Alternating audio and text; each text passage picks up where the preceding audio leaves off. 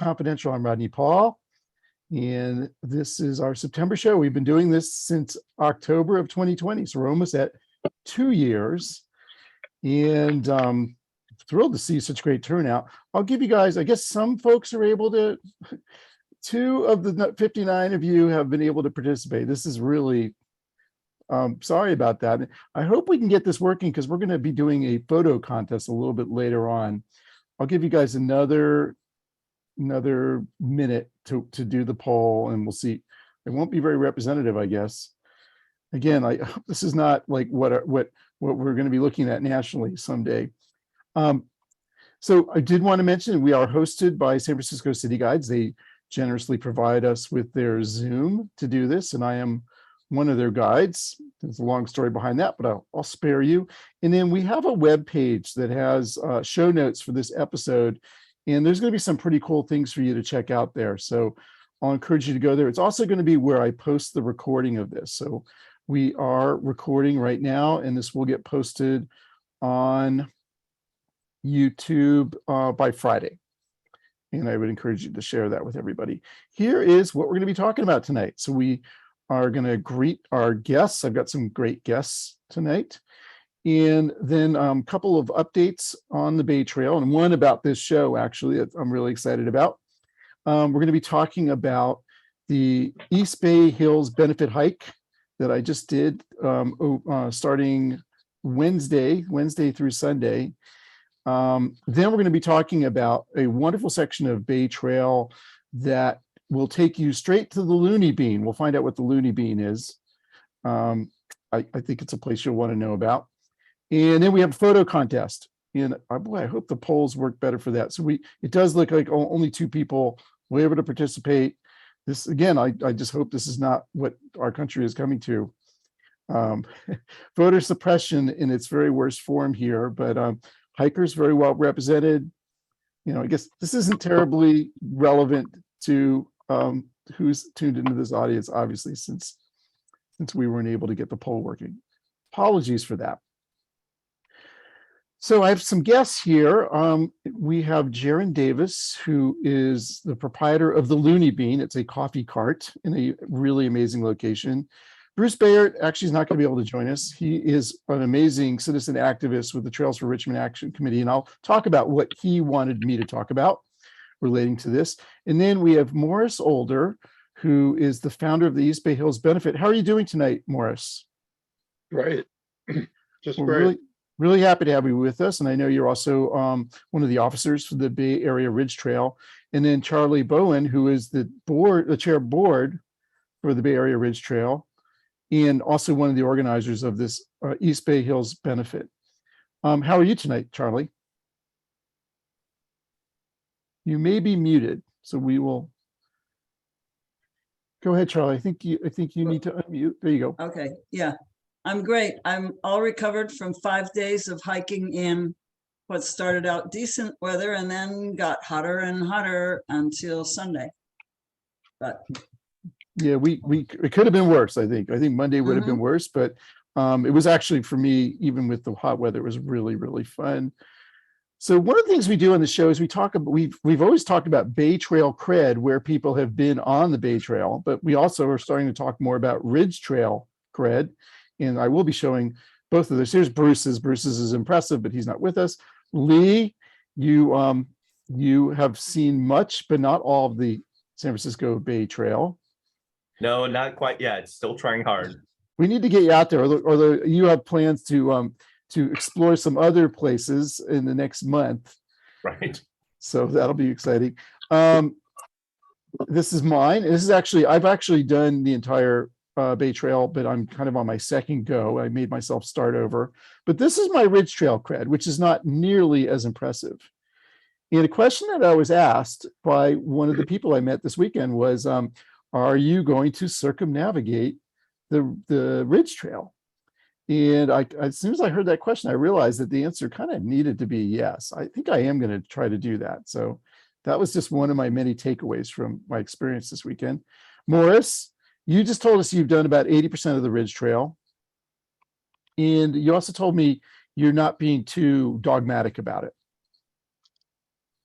yeah, I've just been kind of doing it over the years, and at some point I realized, wow, I've done most of it.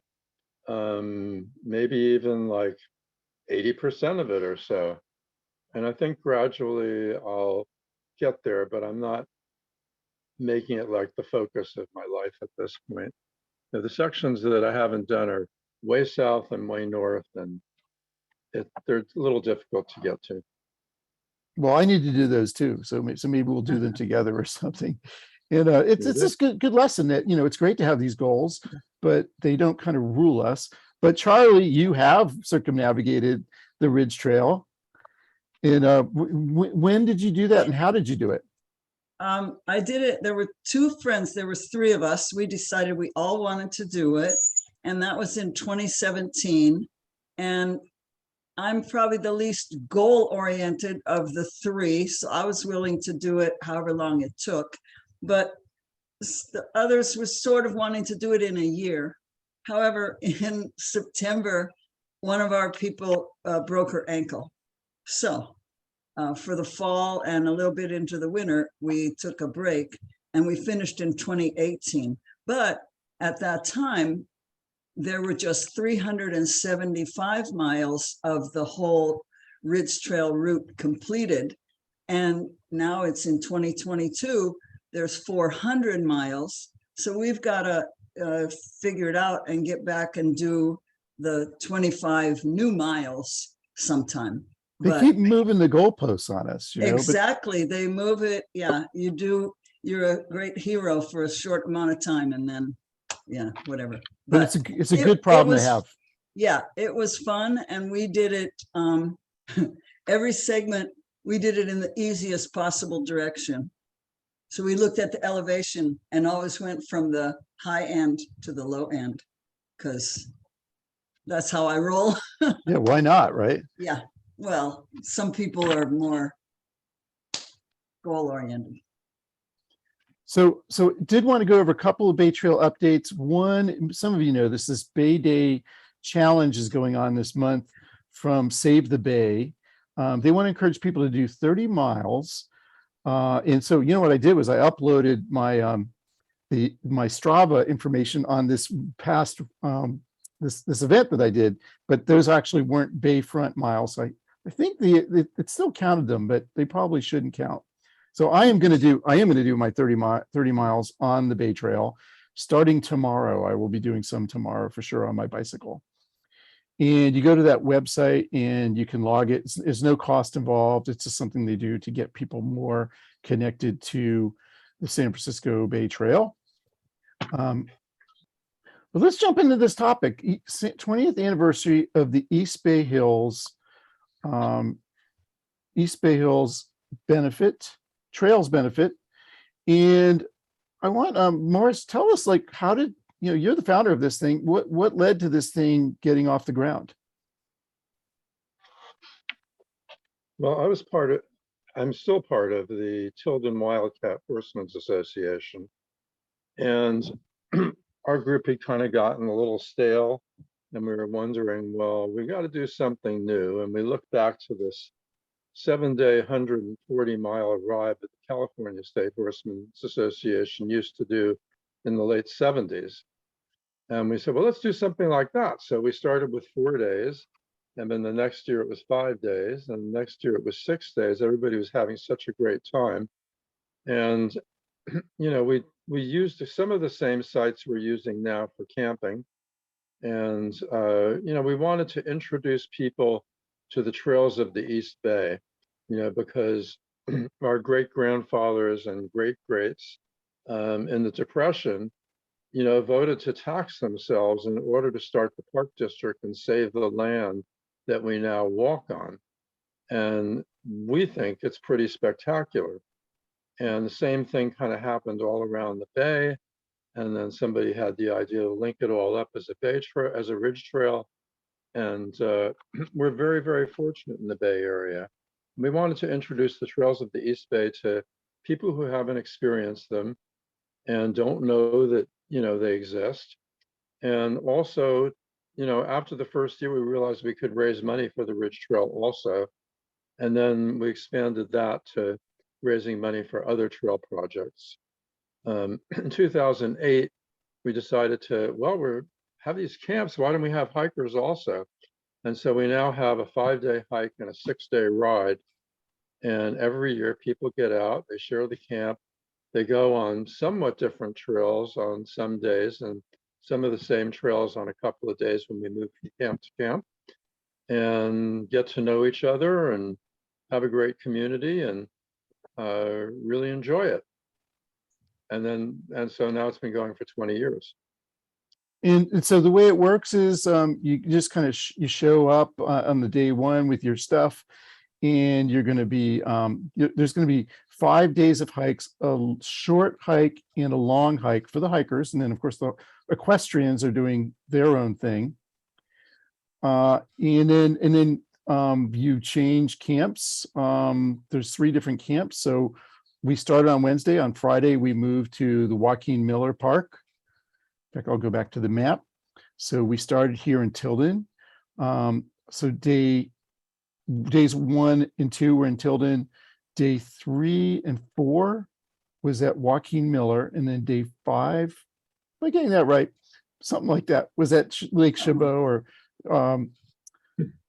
Anthony Well, on Chabot. day 2 and Chabot on day 2 Regional and day Park. 4, on day 2 and day 4, we moved from camp to camp. So you could count those in either camp. But we had 1 day in each camp where we basically started and ended at the same place. Yeah, we did. We do loops. And let me ask you, like, have both of you done this since 2008? So I Charlie, have, I think Charlie started in 2009, actually. No, I'm when a I looked hiker, at it. and I started in 2008 because I saw the flyer, and I was a little concerned because I didn't have any friends that I was willing to invite, because I didn't know what the event was going to be like, and if I didn't like it, I figured I could leave. And anyway, I did like it. And then in 2009, I started helping with the organizing. And it's a very fun event for, if you like to camp and hike, which I do. So what are you hoping will happen with someone who comes and experiences the event for the first time? What are your goals for the event? Well, we hope that they get familiar with the trails. We hope that they get familiar with other hikers and learn about other possibilities from those people, both in the East Bay and all over. We're hoping that we establish a precedent for multi-day hikes on the Ridge Trail, because the whole purpose of a long distance trail is that you can hike it continuously. People through hike the PCT, they through hike the John Muir Trail, the Tahoe Rim Trail. You shouldn't have to drive 5 hours to do that. You should be able to do it right here in the Bay Area. And ultimately, that's what we're hoping will result, kind of starting with this example. Right. I'm also just hoping that people have a great time hiking with other people from places, most of them you don't know who they are, you never met them before. And sort of that community feeling like, wow, there's people from all over that are like me. We all can have fun together. So. Well, I just want to say, as someone who experienced it for the first time this year, I really did have a great time. Yeah. And in fact, that's a picture of me having a great time. There's you. But for me, it was just so great to be among people who value and love public space, who also I think of the Bay Area not just as like, I'm going to go to the parks that are near me, but as a region that we all should be exploring. I met a lot of people like that. I met people who shared my interest in exploring the Bay Area with, using cars as little as possible. So it's just like, to me, it was like being at a convention with people I just really found were like-minded. And, it actually really changed how I think about this show, Bay Trail Confidential, because it made me realize that the Ridge Trail needs to be a part of this. The show needs to encompass the Ridge Trail, the Bay Trail, and the other trail systems in the Bay Area, is what I'm thinking. Another aspect of our event is we try and provide some educational and entertainment possibilities during the event. So we had an REI instructor talking about wilderness survival, and we had a naturalist talking about the plants of the East Bay Hills. We went over to Chabot Space and Science and looked at the stars.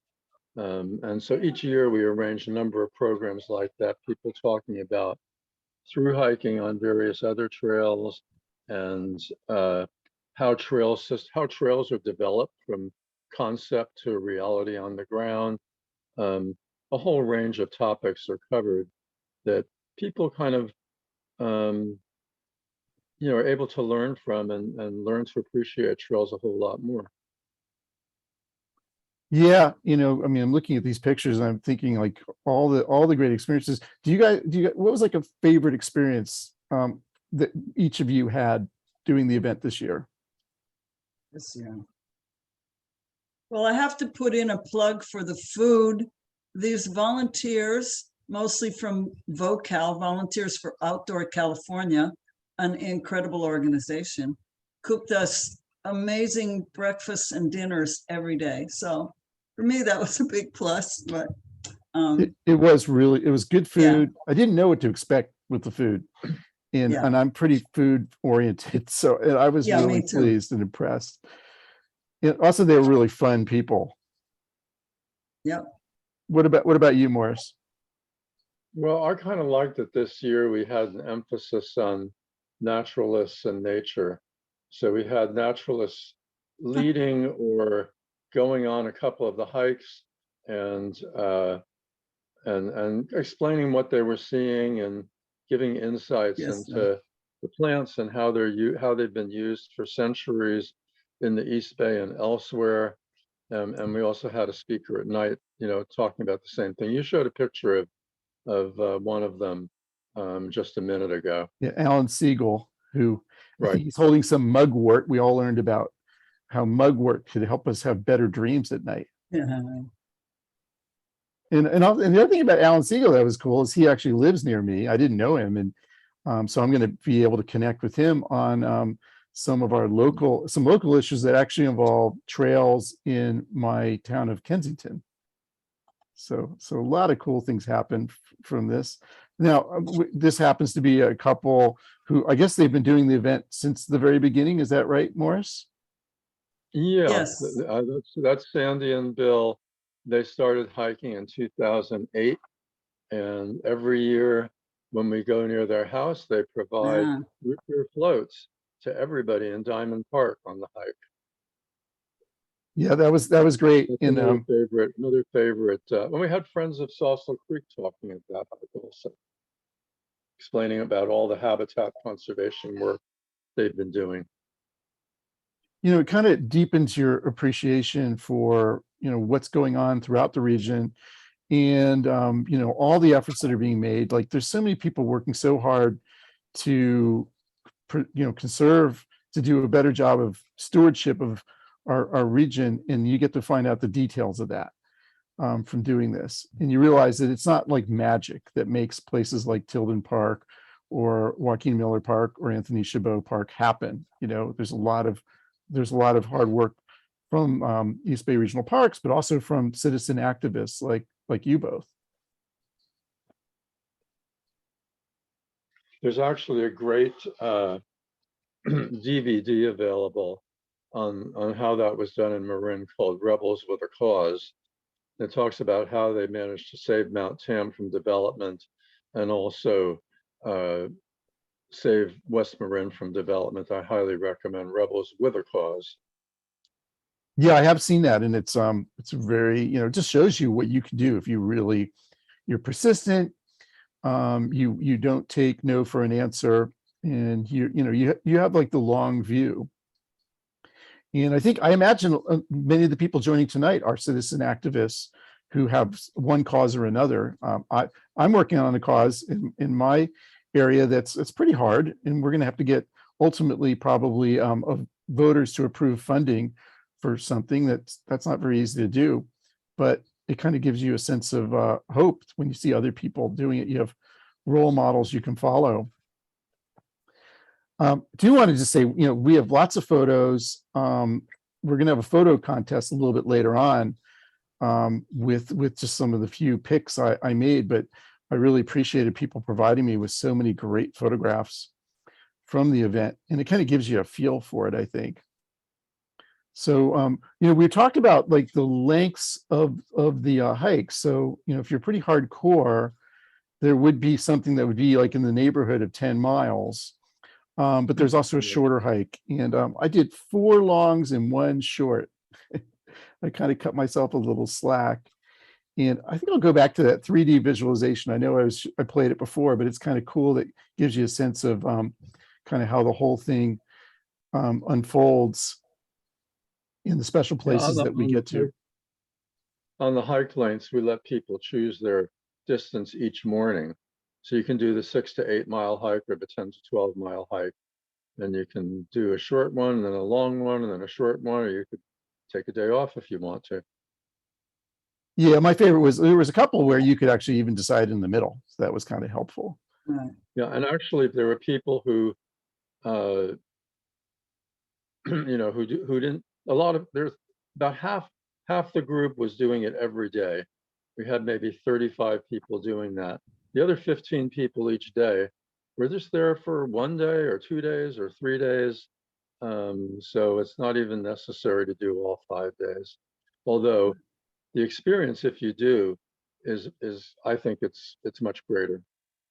Yeah, I was glad I did all 5 days. That was really, really special. We had something we wanted to do Friday night in San Francisco, and it really didn't. It was an art gallery opening of some friends. I didn't want to miss it, but it turns out where we were camping in Joaquin Miller, which is right about here, we could get to it was about a mile hike to a bus stop. We took a bus to BART, and BART to the Mission District, went to the art gallery opening, and then got back. We had to hike kind of in the dark to get back to our campsite, but I mean, it's kind of intriguing that you're camping so close to this major metropolis. You've got this populated area, and I know, Morris, I think you were talking about hearing the sounds of the train from many of our campgrounds, and also fireworks at the ballpark, right? Yeah, the fireworks at the ballpark almost every year. First time we heard it, we thought war was breaking out in Oakland, and it turned out to be the Oakland A's. Right. I would like to point out can you go back to that map, Rodney? Absolutely. Or is Yes. that little pigtail thing in the middle that goes down, that if anybody lives near Oakland, or you just want to do come near Oakland, that is Saucil Creek Canyon. And it's in the middle of sort of urban, suburban Oakland, but it's a deep canyon with Saucil Creek, this creek that's been there forever, and it's not developed, and there's just a rustic trail down there that goes all the way down. At the bottom, it's called Diamond Park, DIMOND, and there's a swimming pool and big group picnic areas and tennis courts and that type of park. But the hike, the little curvy thing there, is quite remarkable. And I don't know if you're going to have the daily maps on your site, Rodney, but if anybody wants to see them, that's really worth coming for. I could totally do that. If Yeah. you can provide me with the PDFs, I'd be happy to put them on my site. I'm gonna, I have that 3D visualization. Anything else you think people would enjoy seeing? Yeah, I didn't know about Saucil Creek. I lived in the Bay Area for 20, 30, I don't know how many years before somebody led a hike. I was like, I can't believe this is right by Park Boulevard, right in Oakland. Yeah, and I'll show some of the some of the photos from that stretch. And there's this thing called the Bridgeview Trolls. There's a Bridgeview Trail that you actually you go underneath Highway 13, and you're on this trail, and then they have these trolls all along the trail. And then we found this map of the trolls. Also, there's a really cool swing there. So pretty, I mean, I guess people that live near there know about it. And then this is the park it leads down to, where we have the root beer floats. But, you know, people know about this there, but how many people around the Bay Area know about this really enchanted place? And it reminds me, like, you know, we've called this show Bay Trail Confidential. In the confidential part, people are like, why is it confidential? This is all like public, these are public parks. You know, it's not like you need to go to Mar-a-Lago to find information about the parks. But you know, actually we go by all these things all the time, and you know, we're busy, we are going about our lives, and there's so much we don't know about the public space in our region. And I think this event helps you appreciate just how much we have in this very, you know, it's only about 20 miles from one point to the other here, but it's very rich with public space. No, it's actually about 36 miles from Okay. Wildcat through Anthony Chabot. So we did cover a pretty good stretch of Ridge Trail. Yeah, I guess that's right. I did a total of 47 miles. You know, I was thinking of these loops, but you're right. But and then Morris, I know you know, the event doesn't always go to the same places. So you've added sometimes places that have been newly acquired or added to the Ridge Trail. Is that right? Yeah, when we get the chance, we like to go to a section of Ridge Trail that's just opened. And we have shuttles that take us there and carpool. And we've hiked from up from Wildcat to Kennedy Grove to Sobrani Ridge to Pinole Watershed to Fernandez Ranch and Sky Ranch. In 2019, we were the first group to hike Almond Ranch, which connects Sky Ranch with Mount Wanda in Contra Costa County. We started one year at the Contra Costa Canal Trail. We started in Hayward at the Stonebrae Country Club. And in the next year or two, we'll be going south from the Stonebrae Country Club all the way to Fremont. They're opening up another 6 miles that connects to Niles Canyon Road. So Yeah. So next year, you think the route will be different? It'll include that new well, section. it might or might not be next year. You know, sometimes we're able to do it before it opens by special arrangement with the park. Sometimes it's right after it opens. And what often happens with these trails is that you have a projected date for opening and it ends up being a year or two later, unfortunately. And we did have a workshop that explained all the things that can delay it. And it's pretty impressive, the various levels of permission and the boxes that have to be checked off before the trail actually becomes a trail. You know, one thing I learned on the event, I met Taylor Jang from the Peninsula Open Space Trust, and he was talking about this hiker's hut that's going to be in the on the trails on the peninsula. And I know Morris, you said you kind of have a vision for, you know, someday in a future where there would be a lot of opportunities for people to do backpacking hikes throughout the region. Can you tell me more about like what your hope would be for the future? Well, eventually it would be great if people could go point to point and do, you know, subject to resupply, do the whole Ridge Trail in one continuous loop.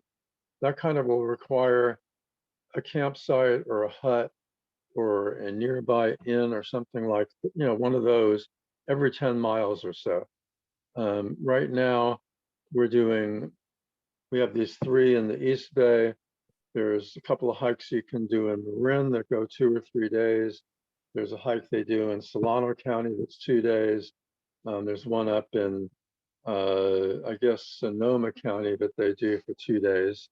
But, you know, now that the trail is becoming more and more complete, the next step will be, especially as it becomes more complete, to kind of build out the camping opportunities and the hut opportunities so that people can plan their vacations on the Ridge Trail and not have to go hundreds of miles to experience nature, but can do it in their own backyard. which is a lot greener for one thing. And, just it's a lot more convenient. So it's a great goal. The, And the other thing about the Ridge Trail is that in connecting open spaces, it preserves wildlife corridors for various species, including mountain lions and bobcats and a bunch of others that need more space than a single park can provide. So you get, for various species, as you get smaller and smaller surrounded by cities, species go extinct and they get cut off from genetic diversity. And by connecting all of these trails, we enable the various species of wild animals, especially, to remain wild and remain healthy and not become endangered. yeah, and there's, In there's the South Bay, they're working on both wildlife bridges over like Highway 17 and also a trail bridge over 17. And the odds are that one of those bridges may serve both purposes. so the goal is really connecting things. And that's something the Ridge Trail and the Bay Trail have in common. For the Bay Trail, it makes it possible. We're going to talk about this in the next segment. Makes travel without a car possible, safe, if you can connect things. And that would be true for the Ridge Trail too. And then, the wildlife corridors. It just makes a lot of sense, and it's great that the Ridge Trail is championing us doing that. Yeah. I have to say that as a longtime resident of this very heavily populated urban area, that I'm not as hopeful for a whole bunch of huts and campsites in the hills around where we live, because there's just so many day use people, and I don't know. I think it's different, but we certainly always want to have more and enough so people can go all the way around. I just don't know. So Yeah, I'm not holding my I don't breath, see, but yeah, I don't see that as a short range project. It's going to take a long time. Now remember that the Pacific Crest Trail took 70 years to complete. right, right. We're just over 30 on the Ridge Trail. And so, this may not be something that we see in our lifetimes, those of us who are on the older side, like me, obviously. But And me, yeah, the other aspect is that both the Bay Trail and the Ridge Trail want to be trails that people can access from their neighborhood, just, like be 10 or 15 minutes from the trail via walking or public transportation or et cetera. And that's becoming more and more of a reality as both trails are completed. Yeah, we're moving this whole thing in the right direction, clearly. Well, the last thing I just want to say is the best thing for me about this event was I just met so many wonderful people, and just came away from this thing saying, wow, I can't wait for next year. And we will be doing, we'll do in the spring a show that kind of talks about the next year's event, as well as the Ridge to Bridge event that Ridge Trail does. And then the other big takeaway for me is I'm going to change the show and make this show be more than just the Bay Trail, because it's all public space. I've never really felt there was an important distinction anyway among these places. So you guys can expect more on that on this show. Morris, Charlie, any last thoughts before we move on to the next topic? no, just thank you for thinking of doing this. It's great. Yeah, I'm really glad you joined us and are doing this. And I'm just really glad that people had such a great time this year. Even when it got hot, people had a great time. Well, my tent is somewhat air conditioned. And then the very end of the event, Of course, we did shorten the hike on the final day. when it was the hottest.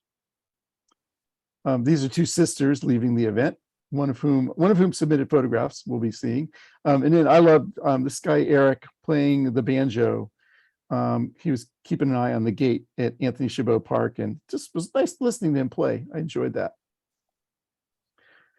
So congratulations, Morris, on 20 years of your event. I feel very privileged to be able to have experienced it. And as I said, I look forward to doing it again next year. So everyone's been wondering, what is the Looney Bean? And we're going to be finding out about that. I need to ask Jeron Davis, are you able to unmute? And can we hear from you? Yes, Rodney, I just unmuted. Can everybody hear me? We can definitely hear you, Jeron. Jeron, And, Jeron, I told you I'd get that wrong. no problem. No problem at all. Trying to find you so I can see your, let's see, hold on. But welcome to Bay Trail Confidential. Jeron had to join a little late, but that was cool. He was coaching baseball, and I was like, if that's the best excuse ever, his son's baseball team. Somebody is typing, so if you are typing, please mute so we don't have to hear that. So Jeron, before we jump in, I always share like takeaways about places we talk about, and I always like to talk about transportation. So we're going to be talking about the section of the Bay Trail. In fact, maybe I'll move to my map. Section of the Bay Trail map card 15 that is along Pinole, Hercules and Rodeo. And some thoughts on transportation. It is fairly well served by public transportation. You're going to want to use the West County Transit buses to get there. There's one that actually goes from the San Francisco Salesforce Transit Center only on weekdays, but it will get you there. Then there are buses that go from the El Cerrito Del Norte BART. There's someday going to be a ferry terminal in Hercules. And then there is parking if you're going to go by car. I was saying there's limited parking at Pinole Shores. I'm just saying, like, if you go on a weekend, like midday, you might find it all parked up, and there are maybe more parking in some of the other areas. We'll talk about that. And so a feature of this part of the Bay Trail is it has really good surfaces. It's all paved.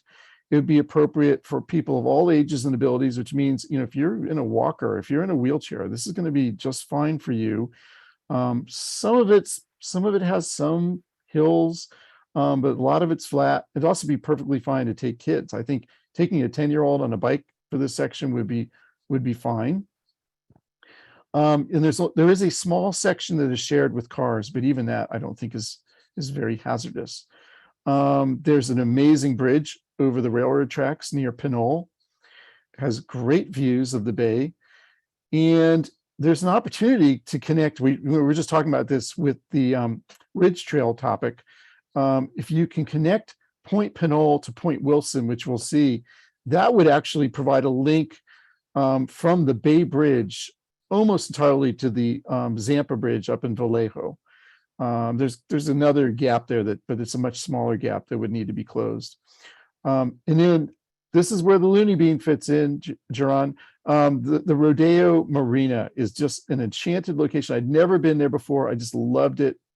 Oh, and this is me biking to the Looney Bean from my house in Kensington. So another one of these 3D visualizations. And you'll notice I'm going through some pretty busy places. This was not the easiest bike ride. And I definitely would not take like a 10-year-old on this bike ride because it was through some busy areas. Once you get to the Bay Trail, which I'm doing right there, then it gets a lot better. Then it's totally safe. And I could have taken a bus to get there. So I do have options of doing that. And so again, this is where we're talking about this stretch in the West Contra Costa County, connecting Rodeo to Pinole Shores. And then this is another part of Bay Trail that's actually a pretty safe road to ride on anyway. It's 4 lanes, does not get very much traffic. So you really don't have cars going too close to you, but it will eventually be protected bike lane. Lee, you were telling me you think that's going to be fairly soon. What's the plan for that? Yeah, unfortunately, like Morris was saying, fairly soon is all relative in the trail world. So there's a plan for how to design that trail, and Contra Costa County is actually the lead on that particular section of the Bay Trail. Right now, they're just trying to figure out how to fund the construction side of that. So once they're able to figure that out, they'll be able to go ahead and get it done. But I was also just noting in the chat that the Bay Trail map card here, number 15, is a little bit out of date. And the reason that you were able to find Jeron is because that section between Lone Tree Point and Rodeo has been completed since the last time this was updated. Yeah, this is done. It's very nice. It's got a bridge that was part of it. And I guess this part technically is still not done, but I considered it pretty safe.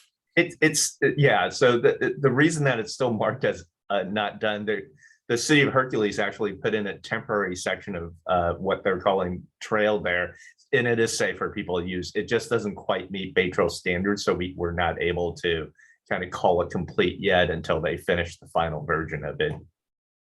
And let me just show you guys a little bit of what this looks like. So this is Pinole Shores Park, right? It's in Pinole. It's got you can kind of see the bay through here, and there's the trail. Just really nice bay views and a little bit rolling. You can see it's going downhill. This is the train track here. So this is like, if you've got kids who love trains, or who, I mean, I'm an adult and I love trains. You're going to be in heaven. You're going to see a lot of trains. Here's one going by that usually don't go that fast. I think I sped that up. Here's my bike in that section. This is this amazing bridge that's just outside of Pinole. I think it's called Pinole Bayshore Park. Yeah, Pinole Shores, just outside of Pinole Shores. Yep. Yeah, and it's just really nice. Jeron, is this really popular in your family, this bridge?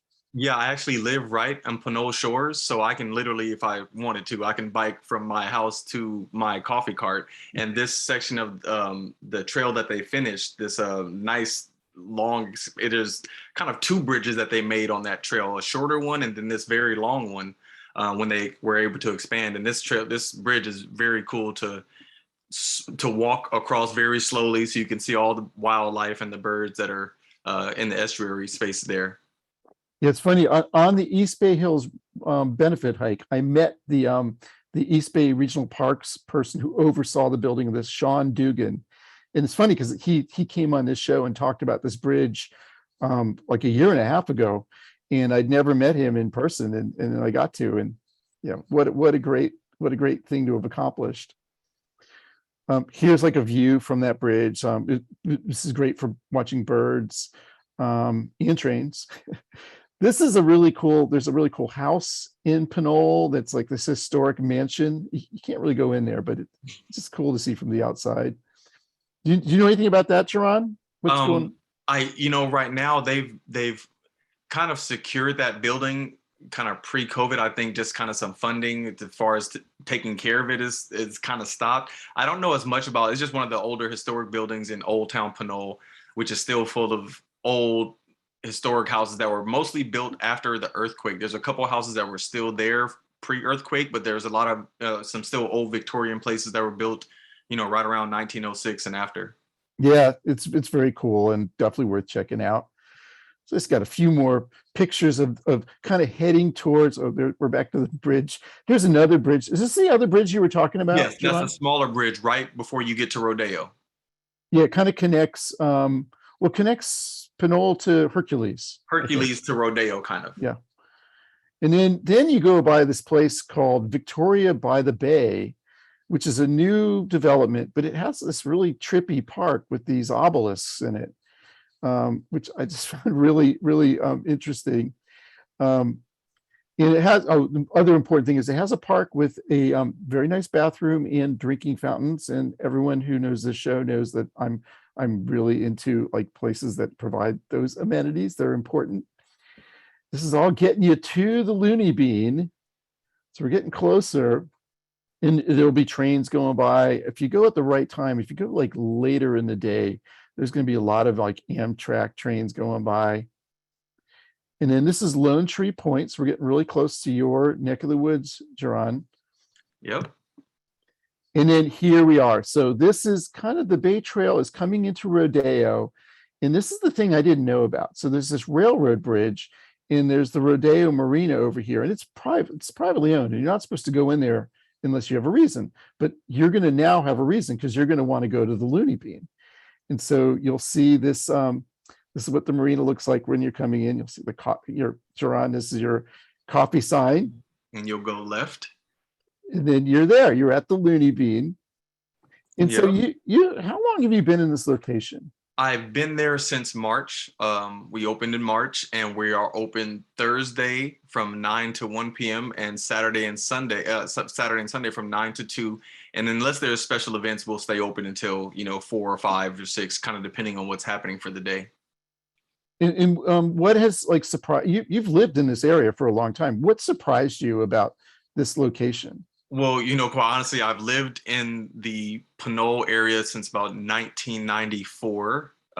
And my entire life of living there before I joined the military, left and came back, I never knew about this Rodeo Marina location until about a year and a half ago, when I met the owner randomly. And he told me about this Rodeo Marina, and I went to go take a visit, and I was like, wow, this is probably one of the most beautiful spots, in the Bay. It has amazing views. The bay views for San Pablo are really cool to see Mount Tam, and you get to see, you can see Mare Island, you can see Highway 37 bridge to go into Napa. You have the refinery there, but you kind of don't really notice it as much as you kind of seem to look off and watch the Vallejo ferry and stuff go by. So what we have is a very nice outdoor cafe location to come and wake up in a Saturday morning or a Sunday morning and grab a cup of coffee, maybe grab it on your way while you're walking the trail or after you get done. And it's just very calm and serene. And what I've noticed about this location is that everybody that comes there is able to just recharge and reset. I think, being near the ocean is always good for everybody, and I think kind of recharges us. But this location, it gives you an expansive view of our San Pablo Bay, and kind of just opens your mind up to different parts of the Bay Area that you may not have thought about of its beauty when you already think of Monterey or something like that. Where you think about, let's say down in you're going down south towards Half Moon Bay, or you think of those types of ones. But this is a very unique place, I think, in the East Bay that allows us to have beautiful bay views and have some fun. Yeah, the origin of us talking about this, Jeron, is like you and I. We have a mutual friend who's a winemaker of all things, and you and I we just met and we were talking, and you were telling me about this location. I said, I think I want to do a show on this, and I hadn't been there. And then, I was like, well, I'm going to go and check it out. And when do you remember like what my state of mind was when I showed up for the first time? You were kind of, your response is similar to a lot of other people's responses. You're totally kind of shocked, and mesmerized by the surroundings, because it's, you kind of feel secluded, like nobody else really really, and quite honestly, nobody else really knows about this kind of access to the Bay at this location. The property is actually one of the few properties that's located on the other side of the railroad tracks. Most of the other properties are, they're not right up against the water, and the railroad tracks are separating them. So this is one of the few properties that have that. And this area has a long history. It was a very big fishing area known throughout the United States, and from what I was told, throughout the world for its fishing. For years and years, it was an active marina, where all the locals and then people will come every weekend to just come and do some serious fishing there. And over time, I think it just became a little bit more unfishable. They weren't able to dredge as much. I think some of the buildings got a little older, and some of the other facilities and the piers that used to be there just kind of whittled down over time. But from that picture that you just showed, if you go back to the bridge section, to that map of going over the bridge, Yep. And where you see the bridge right there, there's another part of where it says Lone Tree Point over to the left of that. There's a small little trail right before our entrance that takes you to that picture that you had of people on the beach. And so that's what's also unique, is that we all have our own little beach there, to where you can just literally, have some picnic. There's a picnic table. You can picnic there. And you just get to watch the sailboats out there all day, watch the ferry go back and forth. And it's just a very unique location. And so you still get a lot of people there fishing from the rocks. The pier isn't there anymore, but you do still get a lot of people who come out to fish, and then people who come in hot weather like it has been to hang out at the beach and barbecue and things of that nature. So that's what's unique about the space. And then once you get onto the property and you see all the amenities that are there, the fact that there is the coffee cart, which, you know, it is a relaxing place to get up in the morning and just come and sit for an hour, 30 minutes. I usually have some smooth jazz playing, so you get to, you know, just listen to some jazz, congregate and build a community of that, you know, join the community that we already have there, and then make some new friends and bring your family out. There's also a Four Fools Winery on the site that opens Friday through Sunday. And the winery is a small urban lot winery where we get all of our wines from out in Shenandoah Valley and Lodi. And it's a great atmosphere. As you see, this picture right here shows our back deck that overlooks the bay. And you can just sit out there and sip some wine. We have some great wine over there to try, and you can watch the sunset literally right behind Mount Tamalpais. Yeah. I was really, it's no exaggeration, I was really blown away. And this is what I often say on the show. Like, how did I not know about this place? And that again is why we are confidential, because we are trying to like reveal the hidden secrets of these public spaces. And Jeron, I just had such a good time there, and you can count on me coming back. I think it's a great destination for people that are doing that section of the Bay Trail. Ride down there, go get a cup of coffee. If it's later in the day, you could do some wine tasting at Four Fools. You guys have events on like what, Friday nights, Saturday nights? Yes, Tell me about that. We host regular events. On Friday, I host 3 Friday night events there. Second Friday, the third, and the fourth Friday. Second Friday is a date night which is actually tomorrow, where they're just wine tasting for 2 and charcuterie boxes available. The third Friday is our most popular night, and that's salsa and sangria. We have a salsa DJ out, and we do house-made sangria, and it's just dancing, you know, until the sun goes down. And then the fourth Friday is Best Friends Friday. So we do board games, a little, you know, karaoke, and some fun things like that.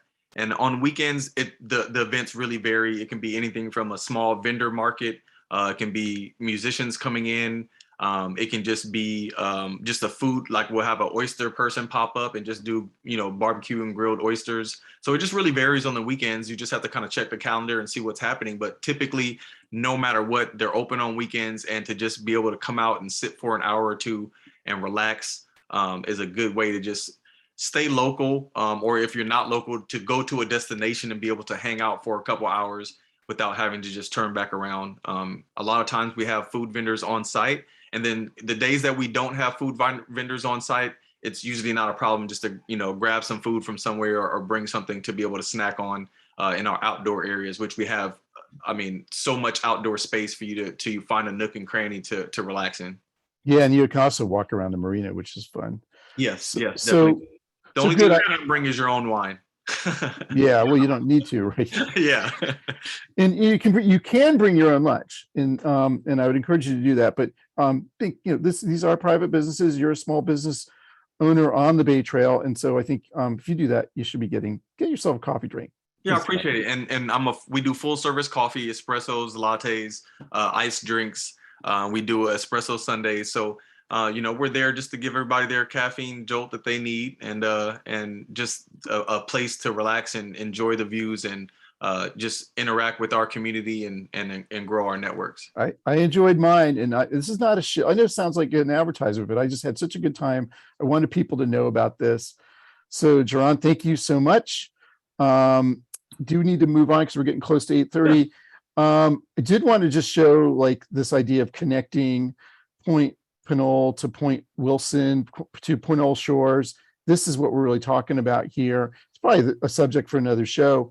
And then because that does not exist, this is what I had to do on my bicycle. I actually did manage to not ride my bike on San Pablo Avenue to do this. Although it did involve, I think here I like walked kind of, there was a fence that was open. I don't think I did anything wrong, but you know, this is what you need to do to stay safe and avoid San Pablo Avenue. So we've gotten to our photo contest, and Serena Seaton is the person with the Bay Trail project who mails out the Bay Trail map cards that we give as the prize. And every month, Serena gets to choose a Serena selection, a place on the Bay Trail that we want to highlight. But it just so happens that the Golden Gate Bridge isn't just on the Bay Trail, it's also on the Bay Area Ridge Trail. So it's kind of like a 2-for-1. And many of you probably, this is probably not so confidential. I think a lot of people know about this bridge, but it is a pretty cool place. And since I'm a San Francisco city guide and they do host this event, we have great city guide tours on the bridge. So check that out. These are the map cards, the Bay Trail map cards that the winner of this photo contest will get. And we had 4 entrants that were people I met doing the East Bay Hills benefit hike, and got some great photos. I want to thank them for submitting so many photos. Also, Morris, I know you got me some photos. So I'm going to show you 4 different photos, and you're going to vote. God, if the polls don't work, then we will use chat, and that'll make it a little more complicated. But let's see if we can get the poll to work for this. I'm going to launch the poll just to see if I stop sharing that. Let's see, photo contest. I have a feeling we're gonna have the same problem, but maybe don't vote yet, obviously. So here are the photos that we're showing you guys. So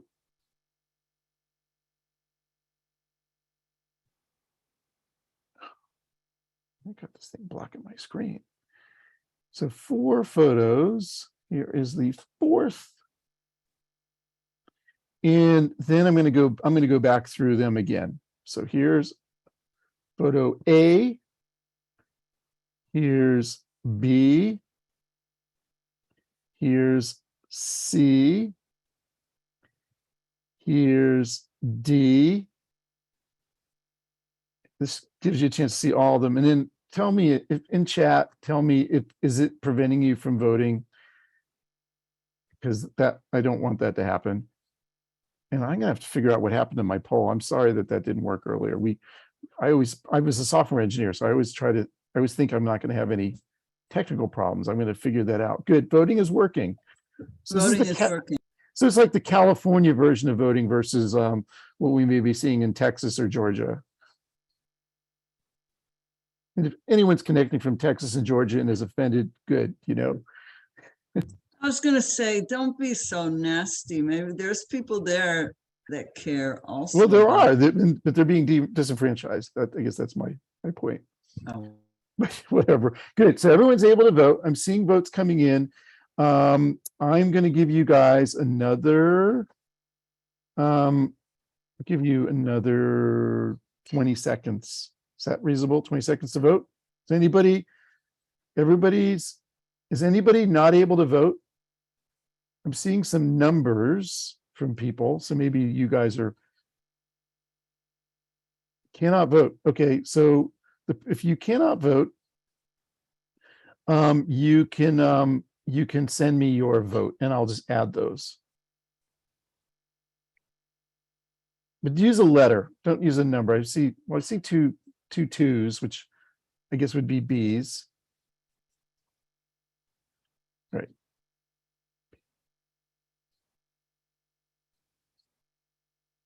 Okay, and I'm going to end the polling part of this and share the results so you guys can all see.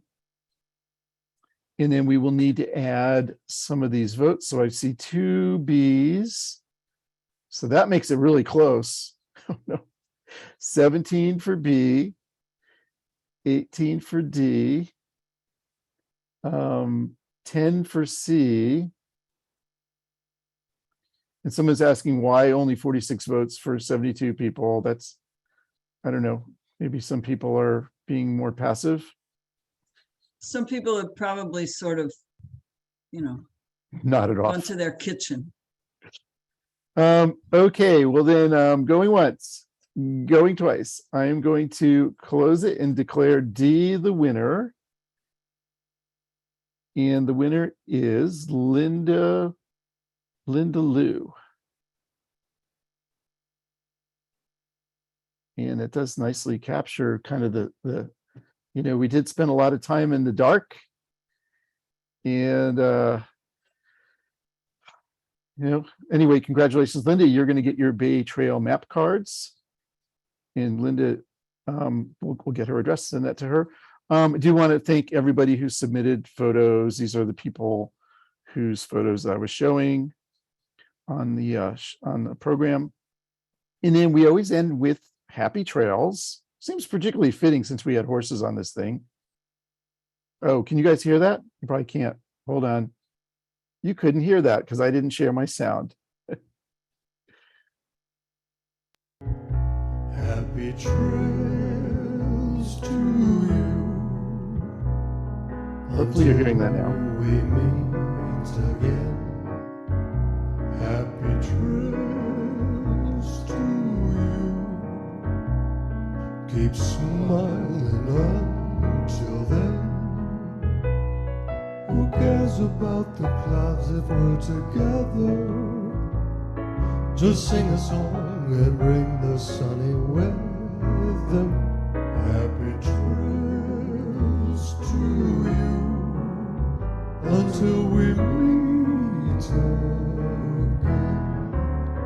Until we meet again.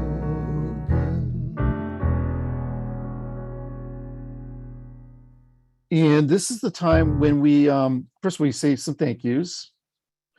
Always thank my wife Sarah, she's very helpful. Of course, she came along on the East Bay Hills benefit event with me. Jason Myers is the one who does that song. We do have this website, and I'll be adding stuff to it, including the recording of this show. That should be there by Friday at the latest. And our next show will be on October the 5th, and we're going to be talking about American Canyon and some places on the Bayfront and American Canyon that I think very few people know about. They are true. They shouldn't be confidential, but I think they are. And we'll be also talking to the Bay Area Trails Collective, and we may have an exciting announcement about people, Ridge Trail circumnavigators. So at this point, I am going to make it so that people can unmute. So we don't let you unmute during the regular show, but now you can. And I'm just wondering, I usually ask if people will raise hands and be called on, but you don't always have to. But go ahead, Jin, I see your hand is raised. Go ahead and unmute. And yes, I this is my first time to join this East Bay Hill hiking benefit. Hiking, I'm really enjoying it. I met so many wonderful hikers and horse riding people on the trail. It's wonderful experience to have a luxury hiking experience just near the backyard in my home. It's just wonderful, and I want to thank all the board members for the Bay Ridge Trail to make this possible. And I want to join you in thanking them, thanking Morris especially, and Charlie really, but all the board members. There were a bunch. Ross Heitkamp was involved, and Karen Rhodes. The other thing, Jen, is I just really enjoyed meeting you. You and I had a good time talking on the trail, and then you do a lot of hiking around Mission Peak, and we talked about maybe doing that together sometime. yes, definitely. And also I involved in the Boy Scout. There's actually a lot of conservation hours the Scout could put into, as long as we enable them to be able to helpful into the trail.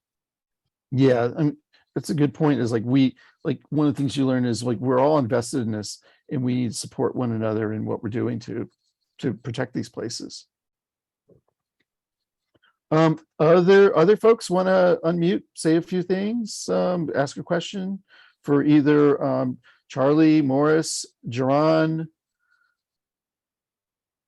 We love hearing from you guys. I've seen a lot. I can't really keep up with chat, but I saw a lot of cool stuff in chat. Go ahead, whoever's unmuting. We usually hear from Paco. Paco, are you out there somewhere? Oh, I'm here, Rodney, but it was so enlightening too. Thank you, Paco. Paco, for those of you who have not met Paco, Paco is the most loyal follower of this show. You know, only a few of us have been on every single show. I have, of course. My wife Sarah and Paco and Lee, and that's about it, I think. If I'm leaving anyone out, I apologize. But Paco, we always appreciate hearing from you. So good. You know what, Ron? I miss this art viewing adventures when I go to Calacad eventually. Yeah, we have a good art viewing adventure. Well, that's the funny thing is when I did the, you know, I mentioned hiking out of my campsite and going into San Francisco, and it was to go to an art gallery opening that we're going to be talking about on Monday at 1:00 on Art Viewing Adventures. So it all ties together. I'm gonna be around at Richie's program also. And then there's my good friend Richie Unterberger, the rock historian, who is going to be talking about, I think, Elvis Presley. I think it's going to be an Elvis Presley show. The King. Other thoughts? Other folks out there want to unmute and share some thoughts or ask a question? Hi, I'm Nancy, and I'm the one who transported your gear around and stuff. So and it was a pleasure for me. So I just wanted to ask Morris. Well, one of the things I kind of wonder as I ride my horse through, if people, passersby or other hikers, not this group, but if they feel a little resentful of us or not with the horses. But I sort of wish if I could ever remember to create some kind of not a flat, some kind of a little piece of cloth to put on the back of my horse, just to sort of explain that this is a benefit ride that benefits the trails. So, and I'm curious, Morris, I'm sure you mentioned it, but how much has this group already contributed to the trails so that I can explain that to passersby? Yeah. Over the years, including this year, I think we just topped $400,000 raised for this event. How much was that? 400,000. 400 large. That kind of went, wow, largest share to the Ridge Trail, but also to Vocal. And, one of our stops was Sequoia Arena. We rebuilt the fence there. We supplied all the trail signs that are in Joaquin Miller Park. We put water storage at a camp in Las Trampas. We've done trail work projects on Mount Diablo. We provided tools for the trail dogs on Mount Diablo who do monthly trail projects. And so we've been able to, and oaklandtrails.org, which does trail maintenance in Joaquin Miller and the other Oakland parks, which otherwise might not see it. So the event has been able to raise a lot of funds. I've never heard of anybody resenting the presence of the horses on the trail. I've only heard positive comments. Generally, people respond positively to the horses, especially if they have kids. They love it, and generally the equestrians will stop and let the kids pet the horses and introduce them, and people just enjoy that. Of course, in Anthony Chabot this year, we had the park to ourselves because they closed the park, although they let us camp. So I don't think they let anybody pet their horses because there wasn't anybody else on the trail. One thing I didn't mention, which is really important, and Ross alluded to this, is that this event is not possible without the volunteers. The volunteers not only did the cooking, we had a chef or 2 or 3 come in every night to do the dinners, and then we had Vocal to do the breakfasts and lay out the lunches. Vocal also provided the kitchen truck and all the kitchen utensils and pots and pans and stoves and the shower tents, and a lot of the labor that just made the whole thing possible. In addition, there were people who volunteered from all over who, we move. Nancy referred to shuttling hikers' gear. The 2 days we moved from camp to camp. Well, the hikers hiked from one camp to another, and then we had volunteers who drove them back so they could pick up their cars. Same thing with the horse trailers. They moved their horse trailers in the morning, and we had volunteers who came and moved them back so they could ride their horses over. So and and there's gates that we have to keep maintained, and we had volunteers who stood at the gates all weekend. One of the volunteers suggested that's a boring job, you should spice it up. So we renamed it as the CEO, the Chief Entrance Officer, and got a few more people to sign up on the basis of that. So not only the volunteers make it go, they also make the fundraising possible, because we don't have to pay for the labor that makes this thing happen. We don't have to charge exorbitant fees for camping and hiking and riding, because the expenses are pretty minimal when you don't have to pay for your labor. So volunteers really are the essence of the whole thing. Yeah, and I just wanted to say, Nancy, I really did appreciate your moving our gear around. That enabled us to, take enough to feel comfortable. And it was also really nice meeting you. So thank you, Nancy. Oh, it's always my pleasure. This is my big vacation every year. Can you imagine this? I haven't been going anywhere, but this is just something I missed it once because I decided to ride in France one time in 2019, just before COVID. But I'm just so, I so look forward to this. And So how do you fly with a horse? you just stick wings on it. How many seats, right?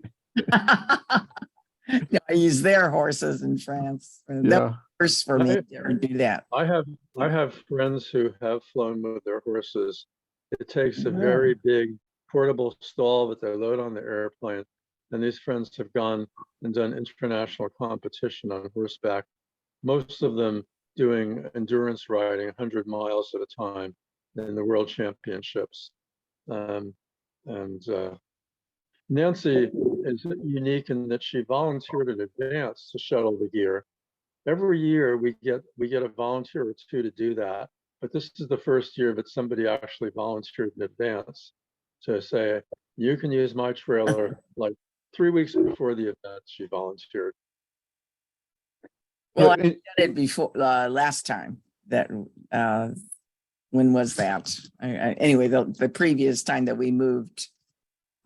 So it was not a problem. I mean, I had an empty trailer, so it works. It just works. So one thing I learned so much on the event, but I didn't really know that when people on horses go by, it's really good to talk to them. So I learned some basic etiquette, what I can do to make the interaction with people on horses go smoothly. And also that you're supposed to stand downhill from the horse. That makes them more comfortable. We had some handout that had a bunch of suggestions. I guess it's true. I have a really seasoned horse, and he's like a dog. He likes, he'll move over and cross the trail to stop people oncoming because he wants their attention.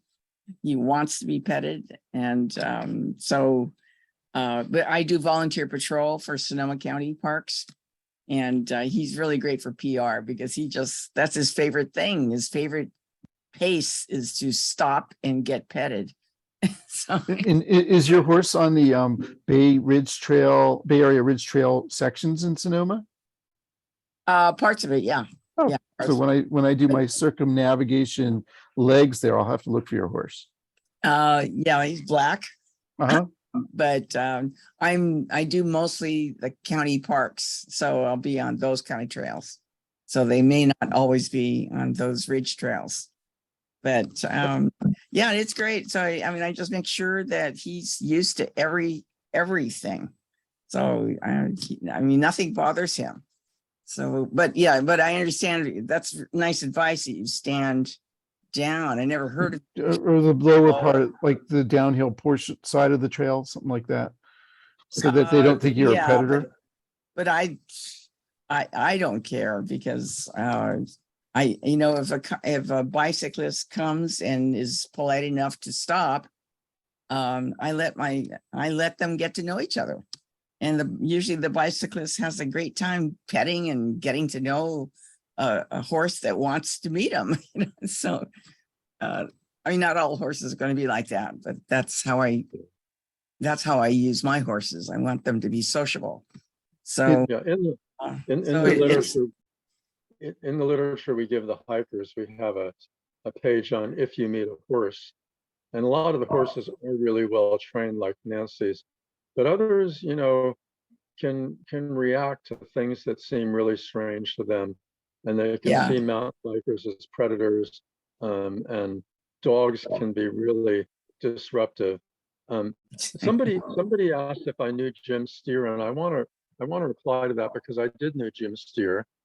He was an amazing veterinarian who did the endurance rides, and he told me a story that's very illustrative of how lucky we are to be in the Bay Area.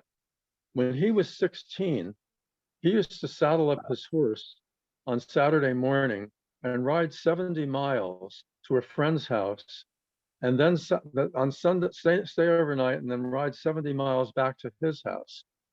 His 70? friend's house was in downtown Los Angeles. This is in What? 1942. This was in 1942. And you could still do that in 1942. We founded and paid for the East Bay Regional Park District in 1934. In 1942, it was still possible to pursue the same path that we pursued in the Bay Area. It was still possible to do that in Los Angeles, but they went in a very different direction. And the quality of life there is very different. You know, you can argue whether it's better or worse, but I think we're very lucky that we made the choices we did. And I think there are a lot of people in Los Angeles who wish they'd made the same choices.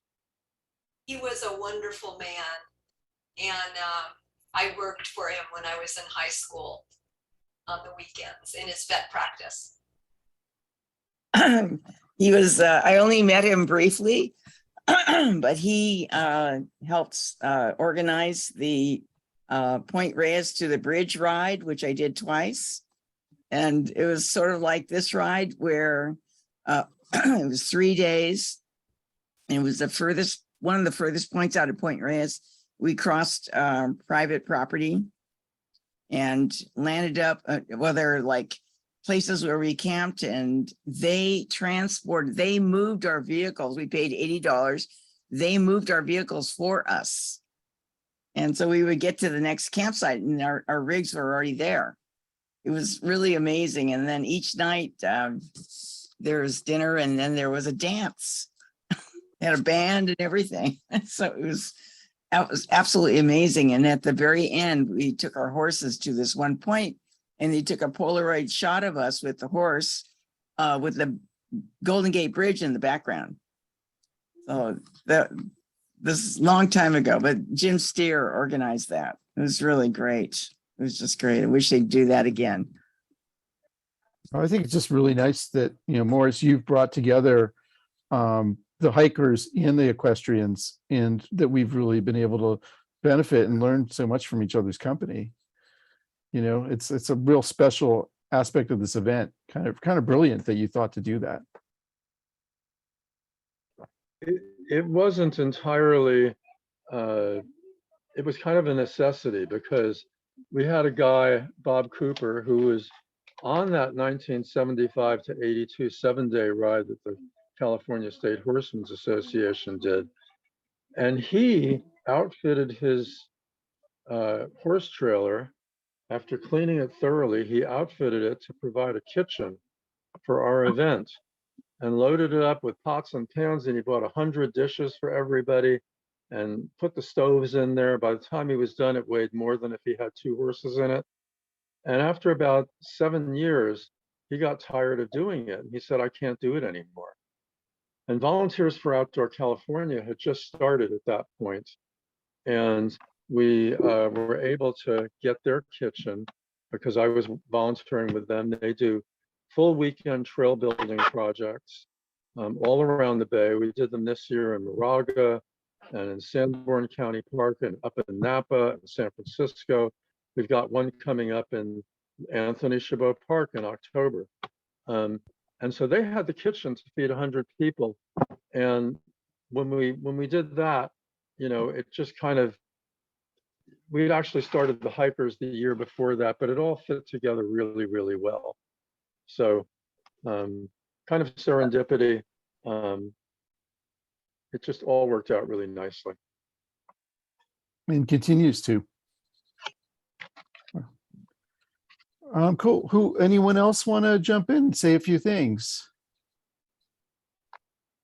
I really want to thank Morris. I just want to thank you for doing, you just put on this big event, and I know it must take a lot of organizing. It clearly is extremely well put together. So I appreciate you coming in. I didn't give you very much notice about this whole thing. So thank you very much for making yourself available. Also, thank you, Charlie Bowen, for the same thing.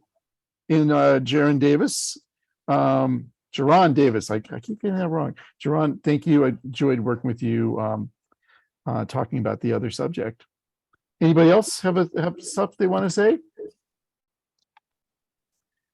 If not, we will wrap this Bay Trail Confidential up and look forward to seeing you next month on October 5th. So great having everybody. And stay safe, stay cool. Oh, it was a very fabulous program, Rodney. Thank you, Paco. I'll see you Monday, Paco. Everyone I take will care. try. But Right. if not, I'm going to be with Richie. You do both, as always, right? That's always best. Yeah. Okay. Happy trails, everyone.